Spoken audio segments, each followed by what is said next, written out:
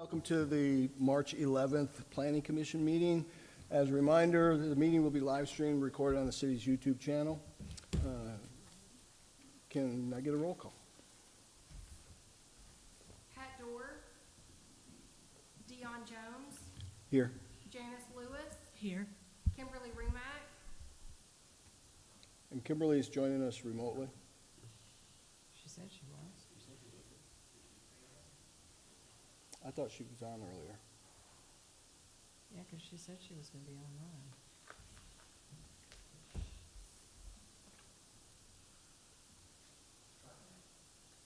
Kimberly Remack, Ask her again. Kimberly Remack,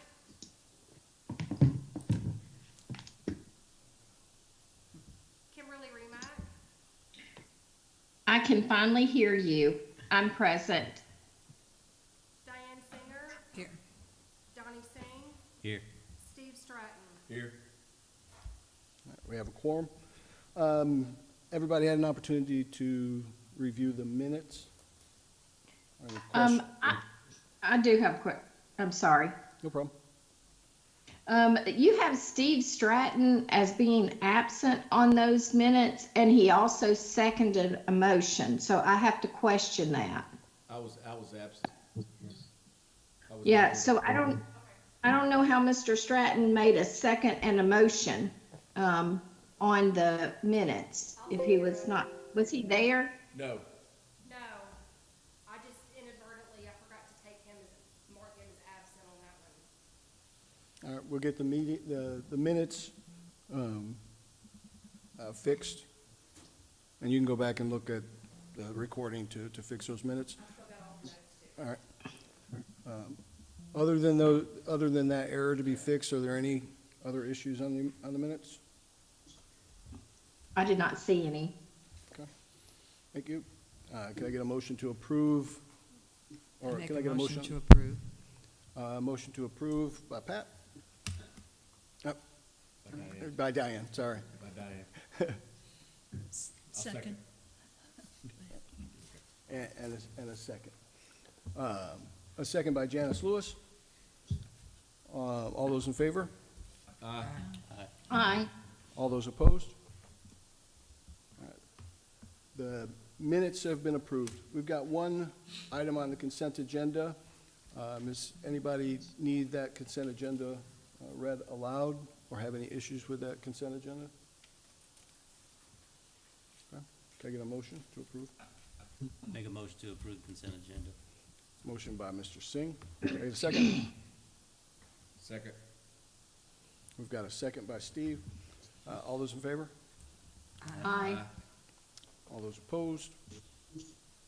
Motion is approved. On old business, we got an application for a zoning map amendment submitted by Cliff McLemore Ferguson LLC on behalf of property owner Dauphine McGee. The request is to rezone 0.74 plus or minus acres from O Office District to R3 Planned Residential District and to approve with project text and associated preliminary development plan for West Branch Townhomes. The subject property is located at the northwest corner of West Branch Road and Goodman Road East, known as Lot 23 of the Hoover subdivision. This, as a reminder, this was tabled to this date on the February 11th meeting. Can we get a staff report? Good evening, commission members. The applicant, Cliff McLemore, and on behalf of the property owners Stephanie Saul and Dauphine McGee, submitted a request to rezone the .74 acre parcel known as Lot 23, Hoover subdivision from O Office to R3 Planned Residential District to construct a townhouse development known as West Branch Townhomes. Please note that this item is also a companion case to item 2 in old business, which is a subdivision application. So both items apply to the same piece of property. As of at the February 11th, 2005 meeting, The applicant requested that the item be tabled to the March 2025 PC meeting to provide additional time for a preliminary development plan and updated project text to be submitted. Also, at that time, for item number 2, the applicant requested additional time regarding his subdivision application. At this time, no additional information has been submitted. So the staff recommendation is to table this application to the April 8th, 2025 meeting. We have an alternative consideration upon finding that the preliminary development plan and updated project text have not been submitted and the site does not meet the 5-acre minimum land area required for developments in the R3 planned residential district. Deny the request to rezone 0.74 acres from O Office District to R3. As far as the subdivision item goes, also to deny the request to create 5 lots from a 0.74 acre property for the West Branch townhomes. That concludes staff report. Thank you. Are there any questions for staff? Is there anyone to speak in favor of this, or is the applicant present? Is there anyone to speak in opposition to this? Okay. Nobody speak for or against? We'll leave it to, Make a motion to table the application, this one and the next one, to our next board meeting. got a motion by Donnie Singh to table. Do I have a second? Second. Second. We have a second by Diane. All those in favor? Aye. All those opposed? The motion passes, and the applications, both 1 and 2, are tabled. Moving on to new business, we have an application to amend project text and consider the associated preliminary development plan for Crumpler Place Planned Development submitted by Corey Brady on behalf of property owners Nimesh Patel, Crumpler Holdings LLC, and Magnolia Hospitality LLC. The request is to allow 5 3-story buildings for multifamily residential uses, apartments, and 1 mixed-use building for retail, office, and multifamily units on 7.31 plus or minus acres. The subject property is zoned PUD, Planned Unit Development District, and is located on the south side of Goodman Road between Crumpler Boulevard and Highway 78. Can we get a staff report? Yes, sir. Thank you, Mr. Chairman. To introduce this, I'll bring us to the subject location. We've got 78 and Goodman Road. We are all familiar with pulling into Kroger's or McDonald's. We could go past it 1 light and find Crumpler Boulevard and the cross-section of Lodging Lane. Take a eastward look onto Lodging Lane. That puts us behind Petco and east of the office buildings. These are the 7.13 acres. And as you may remember, the Crumpler Place PUD was originally approved in June of 1990 to regulate a diverse recreational, residential, office, and commercial development within 163 acres, and those are shown here on our slide. Since then, the PUD has experienced numerous text revisions, 7 to count, to accommodate the constantly evolving market. Today, 15.42 acres still have not been developed. Of that, we're going to be discussing the 7.31 acres for this request. So the applicant requests to amend the project text of the PUD for the purpose of establishing multifamily residential apartments, along with 1 mixed-use building for retail and office on the first floors and multifamily units on the upper floors. The affected subdistricts, which are highlighted in yellow, they are areas of the PUD. The highlighted area here to the north is the C2L. This is your major commercial shopping center. Uses within this area are retail, restaurants, hotels, offices, and a few others. This is north of Lodging Lane. So south of Lodging Lane, where we have the offices, is your C2 within this PUD. These are low-intensity commercial, which only allows offices and hotels currently. So the the request is 110 units. That would be 15 dwelling units per acre. The ground floor within the proposed mixed-use building, as we just discussed, would be retail and offices. As you can see here, they've got some just examples of retail along the bottom. Now, these uses are already permitted within this area. The only use that you're looking at today, along with these other apartments that we'll talk about in just a moment, are just the apartments above the retail. So at any time, this strip center here could be built without the upper floor.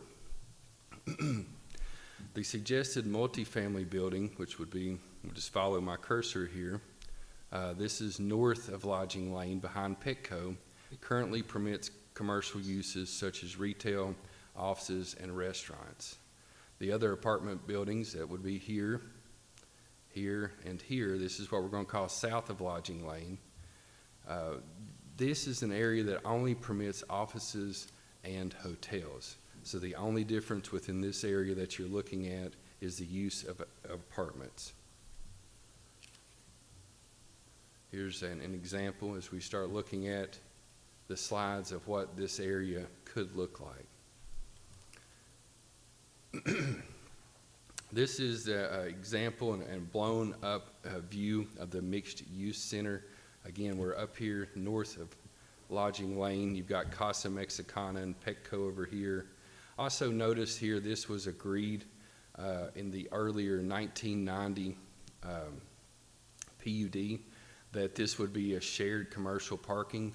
So this three-story proposed mixed-use building could use the parking out here to access the building. You also notice the number of parking spaces, the landscaping, and the passive recreational area in the back. This is the multifamily solo apartment buildings. Again, we noted these as north of Lodging Lane behind Petco, south of Lodging Lane. These could be seen as a response by the development community to the public need for housing stock within Olive Branch to meet the residential needs of our community. These are upscale, well-designed apartment and mixed-use architectural renderings, and they show that care was taken to put together this plan. The subject location would provide a residential area close to major shopping, which can provide quick access to employment, shopping areas, and especially for young people and elderly, it provides a chance to walk. These are a few of the proposed features within the apartment complex and throughout. You can see them blown up here, but they've got 110 multifamily residential units. Again, densities 15 per acre, and this falls within the R4 zoning district. Some of the uses within this would be office and retail within your mixed-use building on the first floor, and then those are permitted, again, apartments on the second and third. So what I blew this up for was so that you could see some recreational facilities that the unit would be providing. You can see dog park, grilling area, pool amenities, lounges, covered parking. It is a nice laid out area. You'll notice here we've got a difference. With this being a request to allow apartments, it does constitute an introduction of a land use type that's not currently allowed within this PUD. Thus, the request involves a land use change of the sort that is legally attained through rezoning. So we're going to be walking through the rezoning criteria. I thought this picture was important to put up in front of you also. This gives us the original layout of the Crumpler Place project text. You can see here where my cursor is. This is the area that we would be talking about north of Lodging Lane. And again, Petco, behind Petco, and then south of Lodging Lane. These are the 7.31 acres. So our first is the original zoning classification for the property was a mistake. The applicant does contend that the zoning designation for the property may no longer be wholly appropriate. In the 35 years since the adoption of the Crumpler Place PUD, the subject property has remained undeveloped. And again, we're talking about the 7.31 acres. Staff found that the Crumpler Place PUD has remained mostly developed except for the 15.42 acres. Since the adoption of the Crumpler Place PUD, 7 revisions have been made to the project text and preliminary development plan of the PUD. None of the 7 have included permission of mixed-use buildings and or multifamily residential uses. I'll ask you now, on page 4, there is a figure 1 that actually shows 1990 to 2000. If you would reference figure 1 on page 4 of the planning staff report, you can see how the immediate area and other changes, such as expansion of Goodman Road from a 2-lane to a 5-lane road, and then traffic along with the development patterns in the city since the completion of Interstate 269 South in 2018. A public need exists for the rezoning. The city's comprehensive plan 2040 recognizes the need to diversify the city's housing stock. It's worth noting, however, that the future land use map in the comprehensive plan, which articulates the city's land use and public need policies, designates the property in its entirety as a major commercial node, not high-density residential or mixed use. Those are generally intended for multifamily residential development. Some other text amendment considerations. I thought this was a really good slide here. I hope you can see it. If we were to use the permitted uses, let's just move our cursor here. I'll circle these. These are the permitted uses as of today. That would give us a trip generation of 4,256 trips per day. If we were to look at the proposed project text amendment, multifamily and retail, that gives us a decline of almost 80%, 861 trips per day. So the proposed project amendment, 110 multifamily unit and 7,000 square foot of retail, would generate significantly less trips than the current entitled uses. For example, hotels, retail, or office. As I just stated, this is an 80% reduction. The character of the proposed development in light of its surroundings. Apologize, this slide has got cut off here. But architecturally, the design is similar to what you see throughout new buildings, and also a senior center that's up at the Silver Creek living facility. The architectural that we see here with the mixed use is it's a nice complement to the area. It does clean up the Petco and the older looking Kroger and the shopping center that's north of Lodging Lane. The apartment buildings do complement the houses along with the senior center, in that they've got pitched roofs, they use columns, bricks, and large windows. So our next steps, pursuant to the review and recommendation of the Planning Commission, the Board of Aldermen would be asked to set a public hearing to review the proposed amendments and consider approval. Our recommended motion is to approve the application and recommend that the Board of Aldermen approve the proposed amendment to the project text and development plan for Crumpler Place, to allow 5 3-story buildings for multifamily residential uses. Those would be apartments, and 1 mixed-use building for retail, office, and multifamily on the second and third, retail on the bottom, on the 7.31 acres. Furthermore, requires certain changes to the preliminary development plan, such as fencing around the RM area with black wrought iron ornamental fence at least 6 feet high. All facades of buildings in the RM area should consist of a minimum 75% brick or stone material. All facades of the mixed-use buildings should be constructed of brick as provided in the application materials. Alternatively, upon finding that construction of various developments as were approved at the Crumpler Place PUD, the character of the area had not changed to warrant a multifamily residential uses, and the future land use map in the Comprehensive Plan 2040 designates the area as a major commercial node, not high-density residential or mixed use that generally are intended for multifamily residential developments, recommend to the Board of Aldermen to deny the proposed amendment to the project text and development plan for Crumpler Place. That concludes staff's presentation. Thank you, staff. Any questions for staff? Is anyone is the applicant present?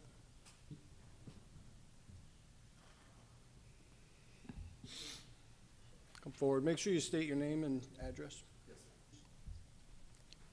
Mr. Chairman, my name is Corey Brady, Integrated Land Solutions, 9967 Bentwood Creek Cove, Collierville, Tennessee. So thank you all for having me today. Staff did a fantastic job with their presentation as always, and really didn't leave many rocks unturned, but we do appreciate the opportunity to speak about this project in more detail and most importantly, answer your questions. With me today to help answer these questions, I have the applicant and the developer, Mr. Shaw. We also have Michael Hayden from Shapiro Architects and also have Mike Prifty from Kimley Horn for the traffic engineering. So we should collectively be able to answer all the questions. I would like to get in very briefly and tell you the why we're here. This property was identified by Mr. Shaw for this purposes. Looking around Olive Branch, great place to be, great place to live, great amenities, everything about Olive Branch. I was a resident of Olive Branch for some time. Miss a lot of aspects of it. And this project was actually approved, or a portion of this project, about 5 acres of this project was approved originally for a variance that would grant a 4-story hotel on the site. So that obviously has not happened, but that was the only, to my knowledge, the only real petition that has come forward since 1990 on the property. And that obviously did not go forward. Now, I do know I represented that project, and the applicant at the time elected not to build the hotel for various reasons, but primarily its separation from the interstate, its visibility, its location behind the existing shopping center, among other things, were the reason that that project did not take off. So we see this almost as an infill opportunity to do a small boutique type residential project that'll serve not only the residents of Olive Branch, but will also serve as a transitional use from the high-intensity commercial through the office, the residential, and then the border of the Camp Creek Canal onto Silver Creek. I would note that we did have a neighborhood meeting on December 12th. It was poorly attended. The representatives from Cherokee did come, and we were able to speak with them and answer the questions they have. And briefly, what we're trying to do is create a contextual project that respects, for lack of a better term, Crumpler Boulevard and the frontage along Crumpler Boulevard. There are existing offices on both sides of Crumpler Boulevard, the west side coming in and then the east side adjacent to us. And that has set what we call the context of the street, the size, the architecture, everything, that componentry, the composition of those buildings. Now, those were largely erected in the 2000s, so what we're proposing is kind of a modern 2000, late 2025 architecture, but trying to maintain that scale. And when we expressed this to the Cherokee owners, they appreciated that. And I don't want to speak, I don't know if they're here today, I don't want to speak for them, but that's what we heard in our conversations with them. We've also pushed the buildings back on Crumpler Boulevard to maintain that building separation and overall feel of that corridor. And when we did that, we were able to remove the parking from the front of the building, put it to the rear of the building, which will create a landscape promenade along the front there too, and further soften that transition into the Camp Creek. The other portions, the 1 acre north of Lodging Lane, immediately behind the Petco, it's obvious that has challenges from a development componentry of sustainable uses such as restaurants and the similar uses. It has remained vacant and underutilized for this whole time, as has the 1 acre tract up on Lodging Lane adjacent to Petco. I'd note that immediately adjacent to us are 2 hotels, and I believe a third one may be coming at some point. I'm not certain. And so we've also tried to blend the architecture of those hotels, the architecture of the shopping center, and the architecture of those offices in our design presentation. So we hope you guys appreciate that. We have worked on this now for a little over 2 years, actually, being methodical, meeting with the property owners where we could, where they were available, working with the different individuals, and certainly working with staff who, again, have been very helpful throughout this process. And really, before I get into really hoping to answer all your questions, I'd like to introduce Mr. Priyank Shah to speak, just briefly, let you know who he is, and then, like I said, hopefully we'll answer some questions that you guys have collectively. Thank y'all. Good evening. Thanks for your time. I just wanted to take a quick moment. And, Could you give us your address? yeah, Name and sure. address. Priyank Shah, 12406 Hogan's Alley, Chester, Virginia, 23836. I just wanted to Corey's done a pretty good job of giving some background on the project, but wanted to just take 30 seconds or a minute and give a quick background on ourselves. We're a family-owned real estate business based in Virginia. We acquire and develop hospitality, multifamily, and retail. We're family-owned, we're family-operated. We go into every project with the mindset of we're going to own this forever, and we kind of try to design it and kind of set it up in a way where it's set up for long-term success. We're trying to pick high-quality materials, durable products, really good design, feel, amenities, stuff that's going to kind of hold value over a long period of time. So, we've spent a lot of time on this project kind of working out not just all the things Corey mentioned about facade, location, et cetera, but also trying to find the best spot to put retail where we thought it could succeed. I know we've kind of, over time, we were able to iterate and evolve it to that front parcel where you kind of have a slot of retail up along a strip center that's generally been pretty heavily occupied other than one vacancy. And we thought that was kind of the best spot to have retail and kind of create a mixed-use product, but have retail that had the best chance of succeeding, leasing up to a good quality tenant. But, I'm sure we'll get into a lot more about the project as you guys have questions. Just wanted to take a moment and give a quick background on ourselves. Thank you. So we've got, any questions? Oh, one question. If this is approved, how soon would the construction begin? Yeah, sure. So I think one of the great things about this project is there's 2 real things that jump out in terms of timeline that are worth noting. One is you have all your heavy infrastructure in place. You have your roads, you have your utilities, you have all that in place compared to larger mixed-use projects in other markets where there's a lot of upfront costs on that infrastructure that is already in place.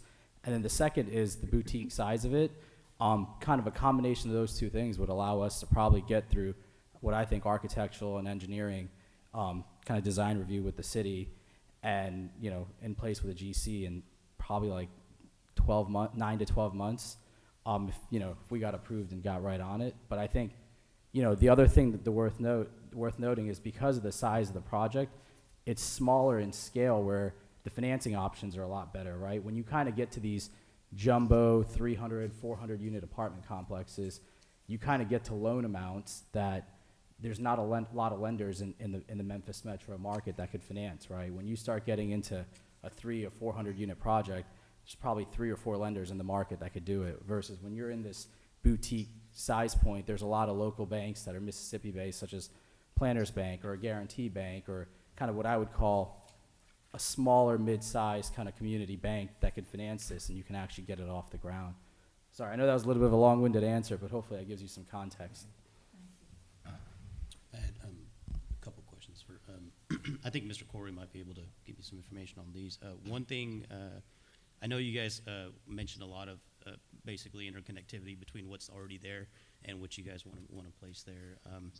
It might just be the sheet that I'm looking at, but I was really hoping to see a little bit better pedestrian interconnectivity between, for sidewalks and for crosswalks and things like that, connecting the multifamily aspect to that commercial aspect. So. Yeah, thank you for that comment. That's something staff brought up as well, and that is something that we have in our plans to provide. We're going to extend the municipal sidewalk where we can. We're limited on actual connectivity because of the nature of the inline shopping center to the north, but where we can get around there, we do want pedestrian connection because that's what helps create the synergy for the adjacent businesses in the area. So that is something that is a priority. Yeah, one big thing I saw is between the MX lot and then that north of Lodging Lane lot, there's kind of an area where you can't really cross the two. You'd really have to go all the way around the Hampton. I don't even know if there's a sidewalk there right now, but We would extend it. yeah, it would be nice to see everything kind of. If you live in the gated area, if you wanted to walk up to Panera, you would be able Absolutely. to do that, So that's a part of our components. There would be a connection. Our property goes all the way to the edge of Petco. We have direct connectivity, so we would extend those pedestrian facilities across to continue that promenade. Perfect. And then one other question I had was, I like I really actually like the multi-use building with the commercial downstairs with that building all the way to the north. But that building that's just north of Lodging Lane, I get why all the parcels below there are just strictly residential, because it's all gated, it's all within that same, so you can't really put office uses or commercial uses in there. If it's gated, it doesn't really work. But that one parcel, would you be open to incorporating some office use into it, like So- maybe 500 to 1,000 square feet of office space or something? So we looked at that. That was part of our calculus, doing office building and commercial in this. Again, this is something that we've spoken with staff about as well. And the only concern, so office is one thing. The retail didn't work because location, visibility, visibility. Yeah.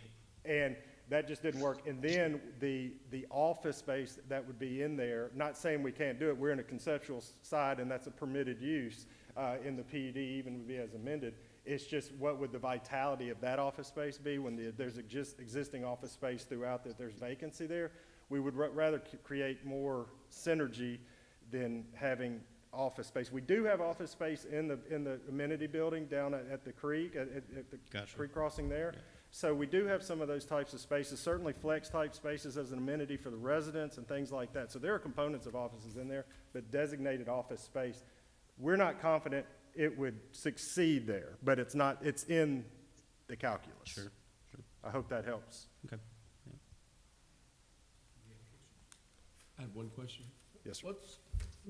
What's your anticipated occupancy for the 3 or 4 buildings that are on the south side, or south side? Yeah, I think, our anticipated occupancy is somewhere in the mid-90s when you kind of look at it annually. When you kind of look at multifamily occupancy through the seasonality and you kind of look at some of the data for the top 3 or 4 apartment complexes in Olive Branch, they kind of call it low 90s in the shoulder seasons when it's a little softer on leasing and high 90s in the summer. When you kind of look for an apartment in, call it peak season, April to August, you're running into 30, 60, 90-day wait times no matter where you go. And even in the softer season coming out of,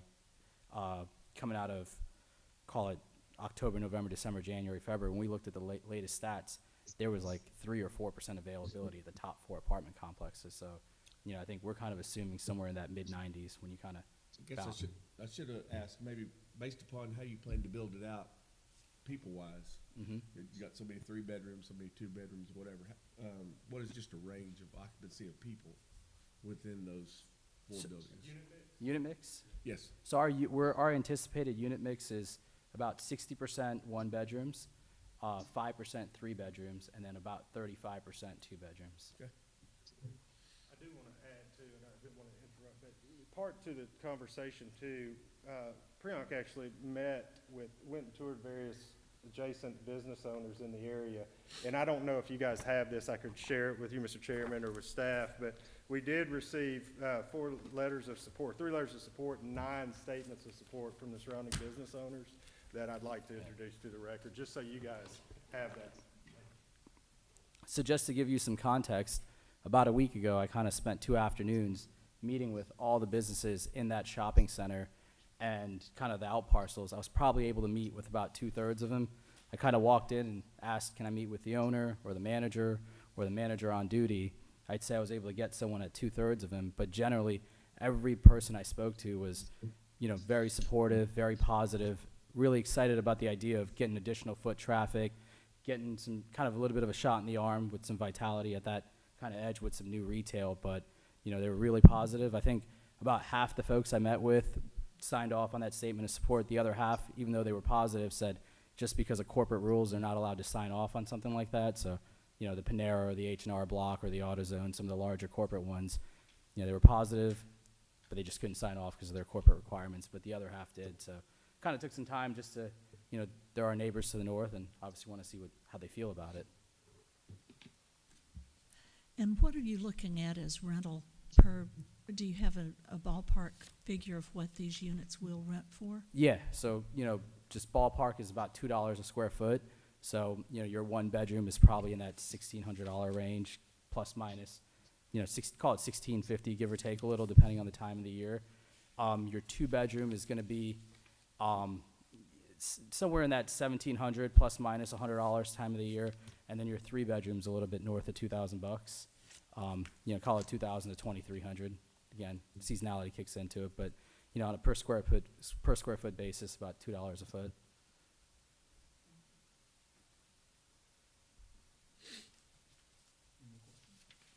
I think the one thing I'd add is I think ultimately we're going to get higher rents. That's kind of our internal conservative underwriting, but I think, to put it in context, I don't think there's been a new apartment built in the market over 20 years.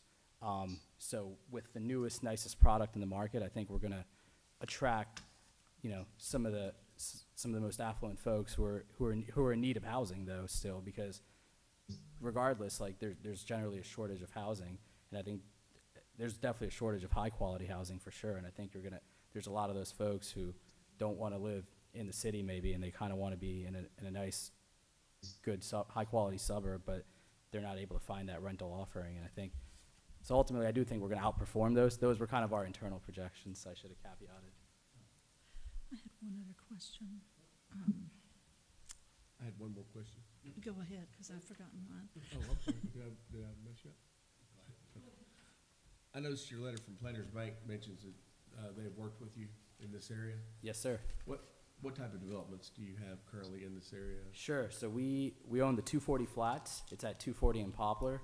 It was an old hotel that was kind of on its last leg. We bought it and we put in 100%, probably more than 100% of our purchase price into rehabbing it. We've turned it into what I would consider a really high quality apartments, and I'd call it, we're in the fourth quarter of that one. We're rounding out the public amenities in the last building, but it's really high quality apartments, super high quality finish. We added a pickleball court, brand new leasing center. We literally gutted the whole place out, put in new electrical, new plumbing, solid surface countertops, like pretty much top of the line. And we've gotten our tenants, our tenant mix there is FedEx corporate employees, International Paper, summer interns.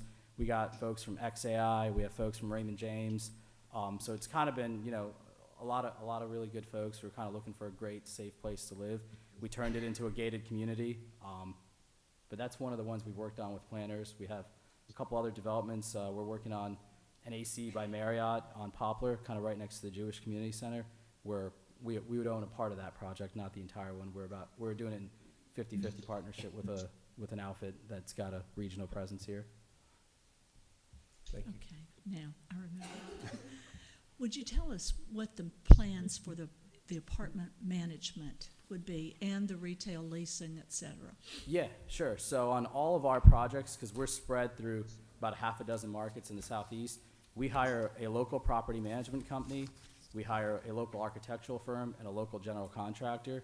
So we don't try to make the mistake of implanting somebody from Virginia into Tennessee or Mississippi or Indianapolis. In Memphis, we work with Multi-South. They're a second-generation apartment management company. They focus on Memphis and the metros around it. They kind of know the block by block. They know the tenant desires. I mean, they're down into the details of like making sure our closet sizes are right and our islands are bigger than our competition by 2 feet. And our balconies are the right size. And it's a level of detail you'll never get when you get a merchant builder who builds 30 apartment complexes across 15 states. But we try to bring that high touch, that personal touch. So Multi-South is our property management company. We work with Shapiro, an architect, for the architectural work, and Mike's here from there. He's one of the principals at the firm. And then we work with Patton and Taylor generally on our general contracting. They're a second generation Memphis-based outfit too, and all three of those firms have done a lot of what we're trying to do, so feel pretty good about that. All right. Kim, Ms. Remack, do you have any questions? I do not. Okay. I think this is a great presentation. All right. Thank you. Thank you. Thank you. Yeah, you can have a seat right there. All right, is there anyone else to speak in favor of this project or this application? All right, for those who have filled out these little cards, we're going to call the name up when you come up. Please limit your comments to 3 minutes, okay? And if somebody's already said the same thing that you've said, try not to repeat it. So we've got 7 cards. Yeah, 7 cards. First person up is, and I apologize if I mess up anyone's name, first or last, Renee Frazier.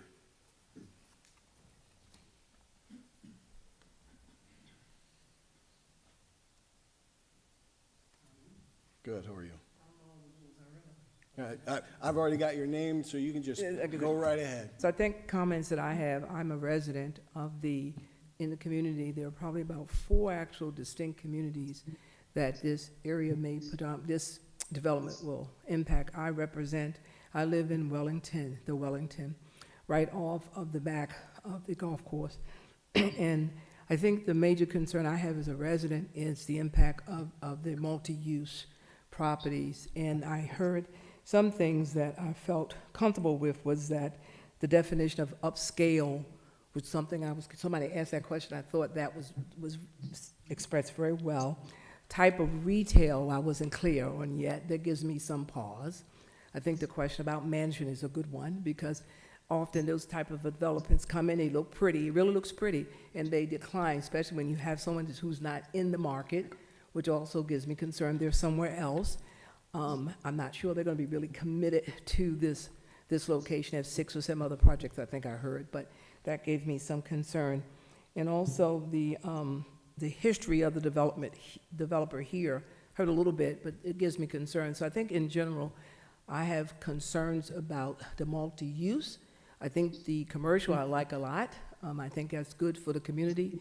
I think the notion if it would maintain to be upscale would be nice, and any consideration a developer ever had for considering a rental of condo ownership, because this community is really an ownership community. So that gives me a lot of pause, that it's not focusing on ownership versus rental. So those are my comments. Thank you, ma'am. I apologize, Adrielle Malone?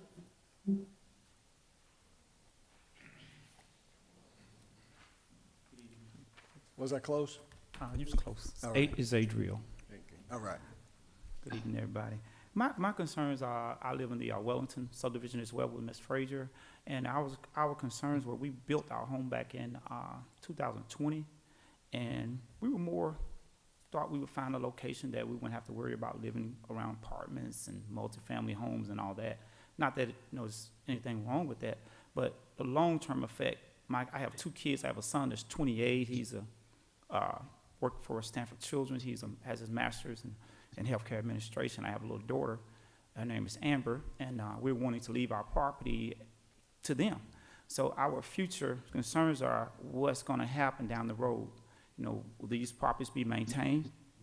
And it also looks like they're looking for future development. I see some areas that are not on the list here. So it looks like there may be future planning on developing more apartments.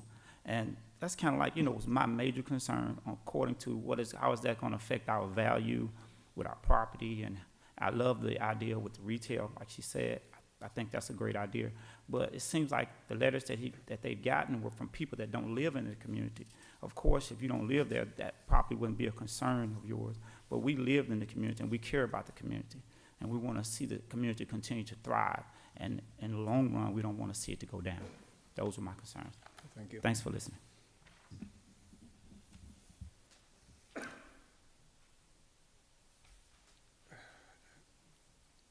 I really apologize. Who lives at 614 Cody Cove? All right, come on up. When you get up here, state your name. We've got it written down, but I just want to make sure that I was close.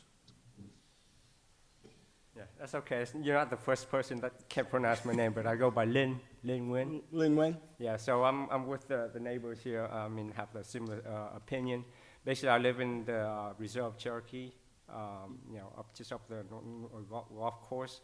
And my concern is that, just like similar to my neighbor, is that I don't want to have the property values of my neighborhood to be, any lower, because of course, like our neighborhood right now, it's kind of in a strange location where our neighborhood is in the $500,000 home range, and we are surrounded by warehouses and some junkyard just right next to our fence, and those, is not, to me, is not, doesn't help with the value. And so now I'm more concerned that adding anything that's like, my neighbors mentioned, that the person who lives there doesn't own the property. So they would not have the, the care of the property to upkeep the property and all the, when you have a rental, you just have, you just move in, you just live, and you don't care about your surrounding as much as the homeowner or someone that lives there.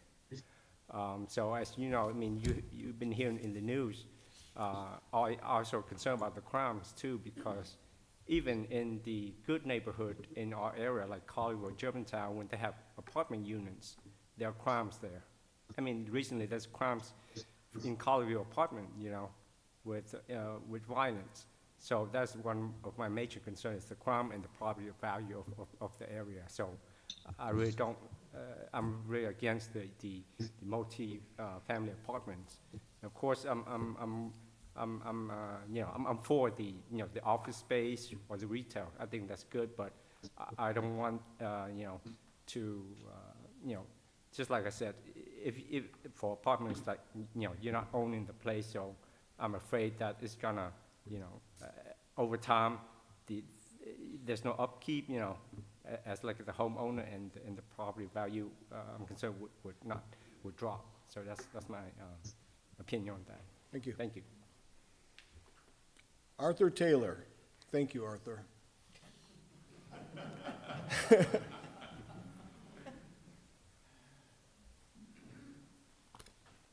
How you doing? Again, I'm Arthur Taylor. I reside at 7724 Rolette Drive in Wellington. Kind of piggybacking on some of the people that have come before me. Home values is critical. When we built our home, we moved in 2019, that was our forever home. Built it from the ground up and said, this is where we're going to be. We did that with a lot of other homeowners with the expectation that the property value would continue to rise, and as Mr. Malone stated, that we could eventually maybe pass that on to our children. I'm not opposed to a person that's opposed to apartments, but they are more transient. They're not committed or invested in that community through home ownership. If those were townhouses or condos, were people that were invested in this community, I would feel a little bit better because, when you have people that own the property, they're going to keep it up and things of that nature. So what is shown looked pretty good up there on the screen. But what happens if he's not able to get 1,600 for the one bedrooms or 1,800 for the two and over 2,000 for the three? Well, you're going to drop it down because you got to keep that occupancy level up to get the return on your investment. So that's what may be put out there now, but it may not be what the future entails for that complex. I heard that Mr. I can't remember his name, the developer, lived in Chesterfield, Virginia. I didn't catch the address, but I would love to pull up in Google to see how many multi-use facilities are by homes are by his property. So, with that being said, I'm opposed to it. If they're looking at doing townhomes or condos where those individuals that are occupying them are invested like we chose to invest in it, then I will be all for it. But right now, I'm opposed. Thank you. Thank you. Clarence Dixon.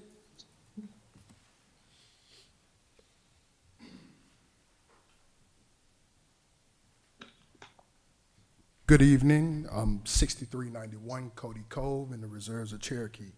I have several objections to the plan that Mr. Patel would like to do. One is his failure to understand the competition that is right up the road with the Cascades that's being developed with a similar feature, but it's just been drawn back because of finances. That will be his competition because they're looking to do some of the same things as far as in boutique housing as well as retail storefront. Two, heavy equipment up and down the road. Right now, we are struggling to even get the roads paved without just getting patchwork. So if we are welcoming in new development, then we have to take into consideration that the roads need to be maintained and taken care of, and that is not the case at this moment. Four, when I moved into my home, when I built my home on Cody Cove, I moved there because I saw that the community offered me what I was looking for, which was peace, quiet, and enjoyment. I got 4 kids, and my youngest is 9. And considering him being 9 years old, I'm sorry, I got 3 kids. Considering him being 9 years old, I have to take into consideration that schools are already overcrowded. I am in real estate. I've been doing real estate for 18 years now. And I look at the school that he's attending, and if you're bringing in an apartment complex and units, you're bringing in an extra 200 to 300 kids, whereas you got DeSoto County, which is already overcrowded. You have Olive Branch, which is already overcrowded. Where these children are going to go, how rezoning is going to be able to take place. 5, if you go a quarter mile up the road, we already have a number of hotel units. We already have retail outlets that are vacant at this current moment that is struggling to find a tenant for the neighboring, the Campbell Clinic, all the way up to the Piccadilly. 7, time lapse. The gentleman stated that it would take roughly around 12 months to be able to compete. Once again, you have a $3.5 million project right here at the end of Church Road and 305 that is being constructed on, and they're getting the infrastructure in at this moment. I'm glad you asked the question, Ms. Lewis, because you asked, like, what type of housing will it be? He didn't state whether or not if it would be luxury homes, luxury apartments, or affordable housing. But Mr. Patel stated that he can be able to get an occupancy of 90%, but he's doing financing. And if he's not being able to get it done at 90% and he's financing, how is this loan is going to get paid back? Somewhere along the lines, he's going to have to reduce rates to be able to get somebody into these properties, whether if it's a tenant or if it's an owner-occupant. And if you look at townhomes, you have to go north up Goodman Road all the way up to Greenbrook to be able to find townhomes. And that's where I'm at with that. I don't feel good about it. I'm not comfortable with it because we already have infrastructure surrounding that area, whereas we have vacancies as far as in commercial buildings, tenants that are not there, and we don't have any apartment complexes that neighbors or that looks good for that community. That's my time. I appreciate you for taking your time out to listen to me, but just based upon this presentation, I'm not sold on that. Thank you. Sam Govan? Hi,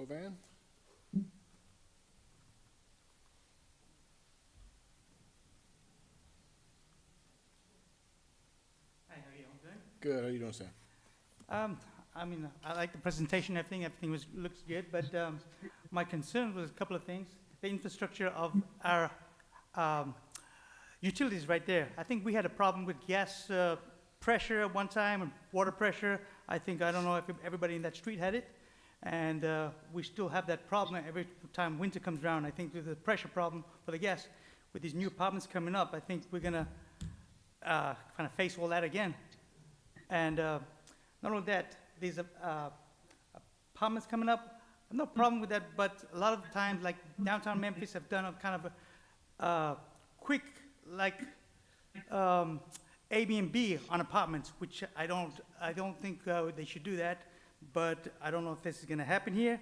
But if they don't rent apartments, then they start doing Airbnb, and then basically you've got really a in-and-out hotel. Well, we don't know who's going in and coming out.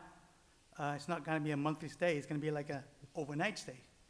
And we're living in there, as our homes, we want to protect our homes. We don't want to be able to see, we don't know who's coming in, who's going out. You know, it's like now we know who's on the street, who's out of the street, and we'd like to be felt safe. And sometimes you don't feel safe when you don't know who's there. That's why I got everything else. Everybody else there, I agree with them. But infrastructure is, I think, one of the things that needs to be looked at over here, under pressure. Thank you. Thank you. Jay Patel. Okay, thank you.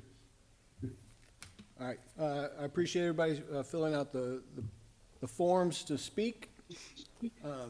We'll have the applicant come up and respond to anything, and if staff wants to say anything about the water or the Mr. Chairman, you may utilities. want to ask if anyone who didn't fill out a card would care to speak. Okay. Does anybody else want to speak? All right. Thank you. Now we'll call up the developer or the applicant. All right, so first of all, we respect everyone that came and spoke. We've put a lot of thought into the adjacent area, the residents in this area, which again, as I led off with, was one of the catalysts for the design itself, the limited buildings along Crumpler, the extensive landscaping, et cetera. There are a couple topics that, I do want to address. Upkeep continues to arise, and I know Ms. Shaw will speak more to it, but this again is going to be professionally maintained facilities. It'll have to rise to the criteria of the City of Olive Branch's design guidelines for as far as architecture, landscaping, et cetera. Again, I'll let Priyank touch on some more of those items. I do want to underscore the fact there was concerns about who's going to be here in rentals and transients. Again, this is currently entitled for hotels. The project that we're proposing has less units that are entitled on one piece of property by itself. So the average hotel, 112, whatever it may be, even if you call it 100, our cap is 110 units. So the intensity and we would rather have residents living here, long-term rental agreements, et cetera, contract than hotels if the concern is transient employees. Property values comes up often, and I will say, it right there with maintenance, and I don't know anywhere in the City of Olive Branch where property values have gone down in spite of the years of opposition saying that residential values have declined significantly. That is not to say that it's not something that everyone's concerned about. We all want to elevate property values, and that's one of the reasons we're here. This property is currently underutilized. It's not on the tax roll. It's not paying any taxes. Concerns about streets, concerns about infrastructure. This will help pay for that. And again, it's in an area that's currently being underutilized, and it has shown the physicality of it does not really support any other uses as well. Infrastructure issues, I do want to touch on. I spoke with every of the utility companies in the area when they located the property, and each of them were asked if there are any unknown concerns or capacity issues. Each of them said no. They can serve the property. And I think I know I'm forgetting something, but I'd like to turn it over to Priyank to talk about the apartments themselves, the local, and again, go on the maintenance, long-term care, ownership. Yeah, thank you. So I think it's probably a good one to start with. There's a couple points I want to touch on, but in case something got lost in translation, these are going to be luxury apartments. I think we're shooting for the highest quality finishes in terms of everything from solid surface tub surrounds to quartz countertops, with Calcutta vein, and great amenities from fire pits, pergolas, grilling areas, swimming pools, state-of-the-art leasing center with a fitness center, some space to do yoga in there. So I think, we're shooting to kind of be at the top of the market. I think some of the rents I alluded to are rents that, probably lower quality properties that exist in the market today are achieving. So I think we're going to meaningfully surpass that. I think the other piece I wanted to address was, I think there's actually a mutual alignment of interest in wanting to keep the quality at a high quality standard and maintain it well. I know a lot of people kind of assume, hey, there's no home ownership there. There's renters moving in and out every year or every 3 years. Sometimes the average length of stay at these properties end up being 3 to 5 years, but the ownership is not moving out every year, every 3 years. And, when you're talking about building a $20 to $25 million property, I think, you have every interest to keep it as high quality as possible. You're not building that to run it into the ground. So I think that's something that gets lost in translation because the renters are different from the owners, and the owners have a very much vested interest to really maximize the quality and keep it as high as possible.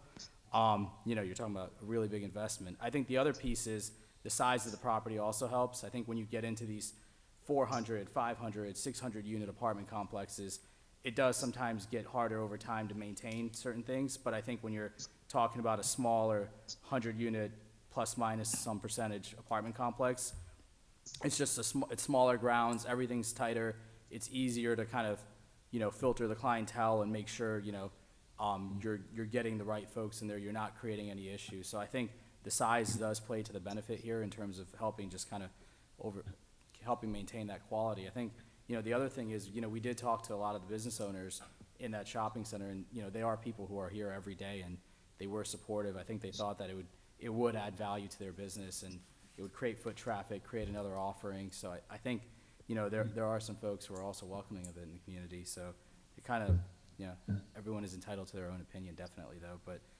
I didn't want those opinions, I guess, get forgotten, because we did take some time to go out and talk to them. You know, the other two things, I'll touch on it really briefly. I know someone had mentioned the Cascades.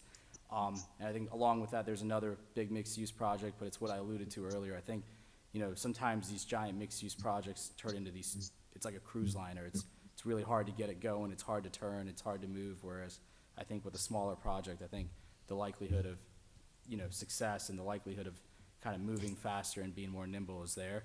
And then, you know, someone had mentioned the overnight stays, as Corey alluded to. We have no interest in doing overnight stays.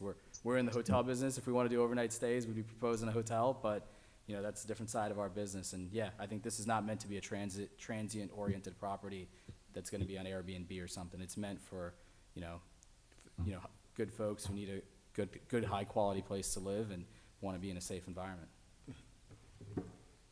Thank you.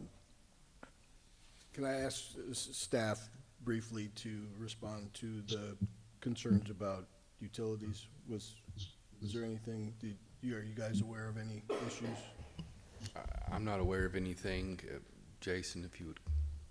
No, sir, we aren't at that stage yet. We're not aware of any type of shortcomings out there. I don't doubt anything that the residents have said, but that's something that you would really look into a little bit further down the process. But as far as the, you know, line sizes, sewer capacity, all of that appears to be out there.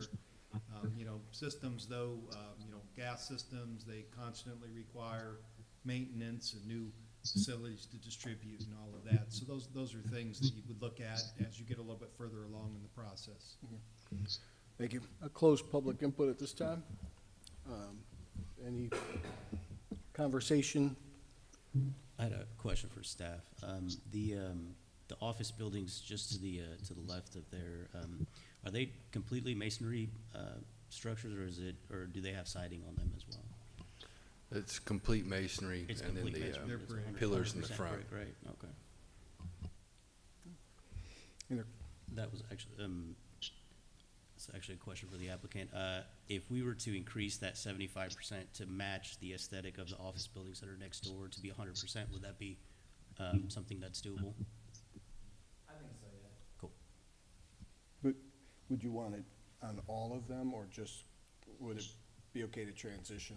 I think we'd have to do it on all of them to make it pretty cohesive and everything, so.